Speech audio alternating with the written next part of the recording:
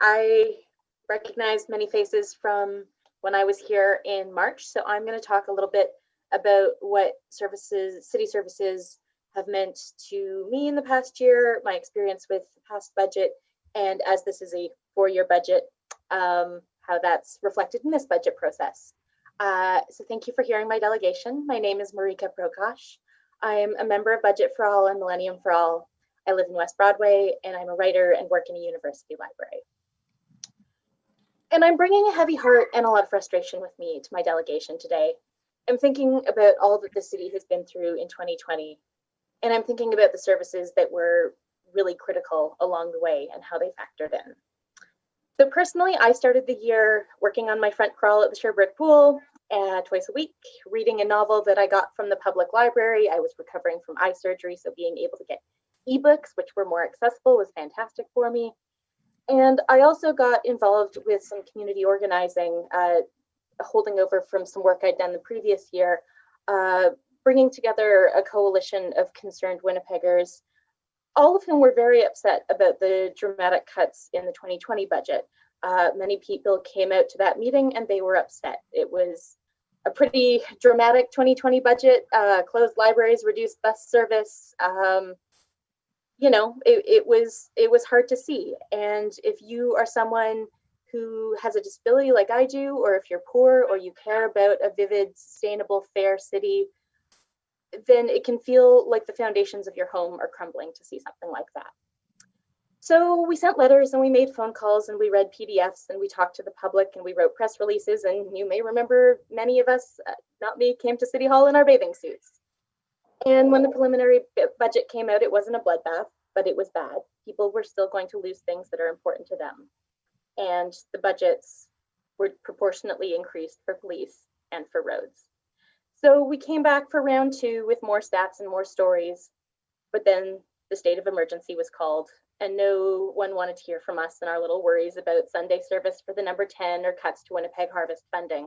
There was a crisis and the budget would have to be passed with minimal amendments, all 4 years of it done. And so we, tried to get through the first couple of weeks of crisis as best we could.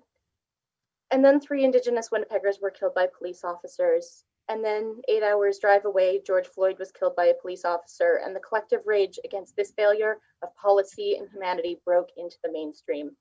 Despite the pandemic, families of the victims and young people of color planned masked, physically distanced rallies to protest the pandemic of police violence. Justice for Black Lives Winnipeg's carefully written, achievable demands to redirect funding from the police received widespread support from Winnipeggers. Community groups met in our beautiful public parks to discuss the issue. We borrowed library books about racism in policing, and Councillor Rowlands put out a statement advocating for a 10% police budget reduction, which COVID numbers dropped. A lot of possibilities felt closer then. But things got worse and they've been getting worse. The weather got colder, the dark came earlier. COVID numbers went up and then up again. Police were observed responding with hostility when being asked to wear masks, raising serious concern about what kind of public safety police are for. Homeless camps got broken up, COVID broke out in homeless shelters, and city workers got laid off again.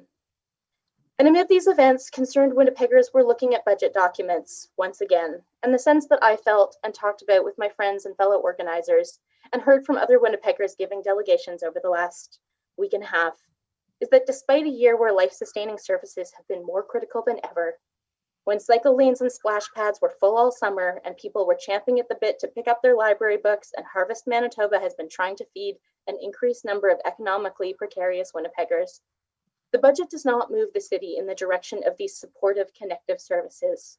Instead, the police, who respond to crime instead of diverting it, who racked up overtime in the spring riding buses and who are regularly seen without masks, get more funding.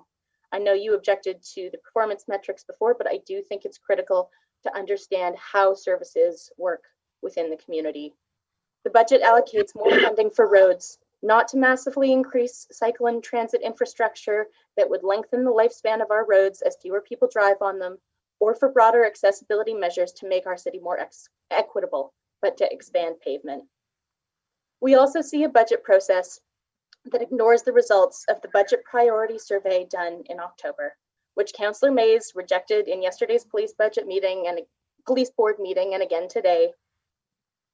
We're in a budget process that gives less than a month for Winnipeggers to read and analyze the budget and less than a week between the final day of delegations and the final budget votes.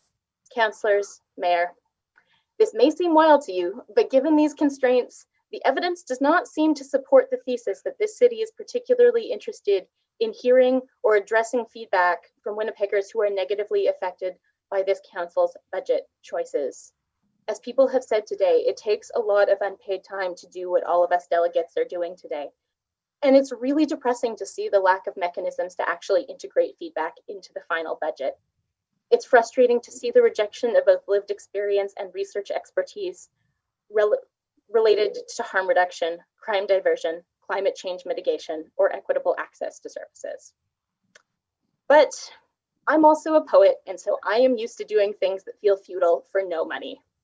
So I'm going to keep coming back to council, and the people who are part of my community and part of their communities are going to keep coming back to council. We can make change sooner or we can make it later at the ballot box. And I would love to see that change this year. You, City Council, have the capacity to fund life-sustaining services and to change the budget schedule to meaningfully incorporate community feedback. I hope you will, and I thank you for your time today. Thank you. Not seeing any questions. Thank you for the presentation and your patience today. It's getting late, so it's a long day for all of us, but thank you for sticking around.